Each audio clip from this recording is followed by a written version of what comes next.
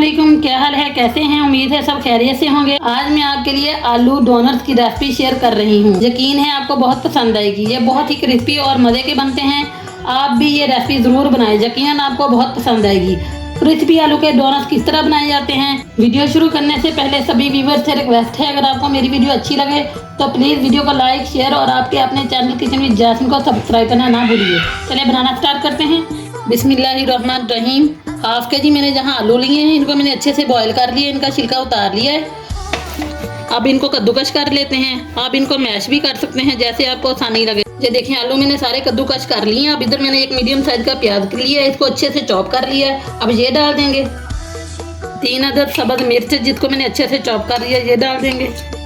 2-3 spoon हरा धनिया बारीक कटा हुआ। इसमें जाएगा 1 चम्मच मैदा, 1 चम्मच कॉर्नफ्लावर, हाफ स्पून काली मिर्च, हाफ स्पून सुरख मिर्च पाउडर, हाफ स्पून नमक। नमक मिर्च आप अपनी मर्जी से कम या ज्यादा कर भी सकते हैं। चुटकी भर हल्दी, 1 अदद अंडा, 1 कप ब्रेड क्रम्स। अब इन सारी चीज़ों को मिक्स कर लेंगे। ये देखिए अच्छे से मिक्स हो गया। अब इसे रख देते हैं फ्रीजर में 10-15 मिनट के लिए, ताकि अच्छे से सेट हो जाए। अब यहाँ हमें 2 अंडे चाहिए, चुटकी भर काली मिर्च, चुटकी भर नमक। अब इनको फेंट लेंगे। 10 मिनट हो गए। अब डोनट्स बनाना शुरू करते हैं। हाथों को ऑयल लगाएंगे, छोटा सा पेड़ा बनाएंगे।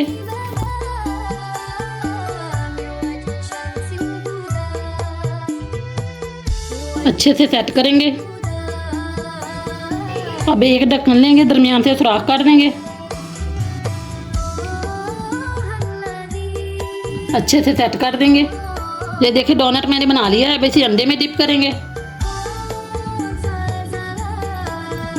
अब ब्रेड क्रम्स लगाएंगे।